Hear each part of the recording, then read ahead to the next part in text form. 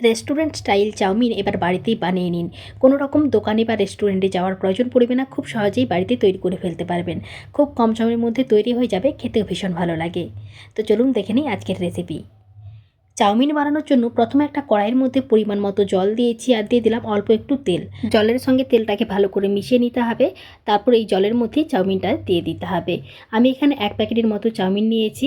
আর চাউমিনটা দিয়ে সঙ্গে সঙ্গে কোনো রকম নাড়ানাড়ির দরকার নেই। কিছুক্ষণের মধ্যেই দেখবেন চাউমিনটা একদম নরম হয়ে গেছে।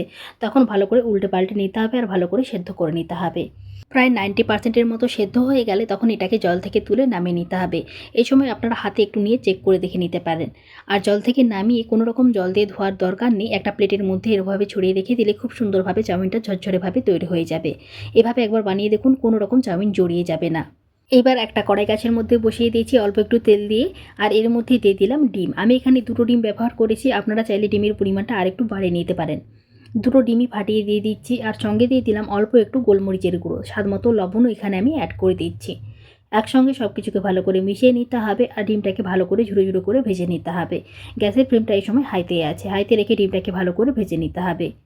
আর ডিমটা ভালো করে ভাজা হয়ে গেলে অল্প একটু হলুদের গুঁড়ো এখানে অ্যাড করছি। এটা একেবারেই অপশনাল, আপনারা চাইলে এটা স্কিপ করতে পারেন।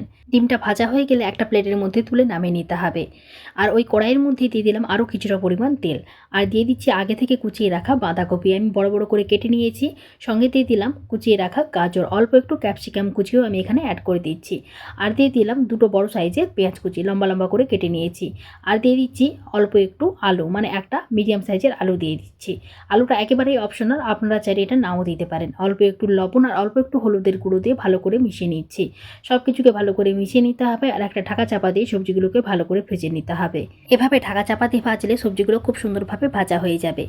দেখুন সবজিগুলো খুব ভালোভাবে ভেজে নিয়েছি। এখন এর মধ্যে দিয়ে দিলাম আগে থেকে সেদ্ধ করে রাখা চাউমিন। আর চাউমিনটা দেখুন কতটা ঝরঝরে হয়েছে। এবার চাউমিনটা দিয়ে এর মধ্যে পরিমাণ মতো লবণ দিচ্ছি, মানে একদম সামান্য লবণ দিতে হবে। আর সবজির মধ্যে চাউমিনটাকেও ভালো করে ভেজে নিতে হবে। সবজির মধ্যে চাউমিনটাকে হালকা করে ভেজে নিলে চাউমিনের যে কাঁচা গন্ধটা থাকে সেটা চলে যাবে আর খেতেও ভালো লাগবে। দেখুন সব কিছু একসঙ্গে ভালো করে মিশিয়ে নিয়েছি আর চাউমিনটাকে হালকা করে ভেজে নিয়েছি। এখন এর মধ্যে দিয়ে দিচ্ছি 1/2 চামচ সয়া সস। এই সয়া সসের মধ্যে প্রচুর পরিমাণে লবণ থাকে, তাই খুব বেশি সস এখানে দেওয়া যাবে না। আর দিয়ে দিতে হবে চাউমিন মশলা। এবার ভেজে রাখা ডিমটাও এখানে অ্যাড করে দিতে হবে। আর দিয়ে দিতে হবে 1/2 চামচের মতো লঙ্কার গুঁড়ো। আপনারা চাইলে এখানে কাঁচা লঙ্কা কুচিয়েও দিতে পারেন। সব কিছুকে একসঙ্গে ভালো করে মিশিয়ে নিতে হবে। আর ভালো করে মিশিয়ে নিলেই চাউমিনটা খুব সুন্দরভাবে রেডি হয়ে যাবে। রেস্টুরেন্ট স্টাইল চাউমিন আমার একেবারেই রেডি। এভাবে খুব কম সময়ের মধ্যে বাড়িতেই রেস্টুরেন্টের মতো চাউমিন বাড়িতে বানিয়ে ফেলতে পারবেন। এবার একটা প্লেটের মধ্যে তুলে আপনাদের পরিবেশন করে দেখাচ্ছি কত সুন্দরভাবে চাউমিনটা রেডি হয়েছে। ওপর থেকে অল্প একটু সস, শসা কুচি, গাজর কুচি আর অল্প একটু পেঁয়াজ কুচি, অল্প একটু কাঁচা লঙ্কা কুচি দিয়ে আমি এটা পরিবেশন করে নিচ্ছি। আজকের মতো ভিডিওটি আমি এখানে শেষ করছি। ভিডিওটি ভালো লাগলে আমার পাশে থাকার অনুরোধ রইল। সবাই ভালো থাকবেন, সুস্থ থাকবেন। সবার সঙ্গে দেখা হচ্ছে আবারও অন্য কোনো নতুন রেসিপি নিয়ে।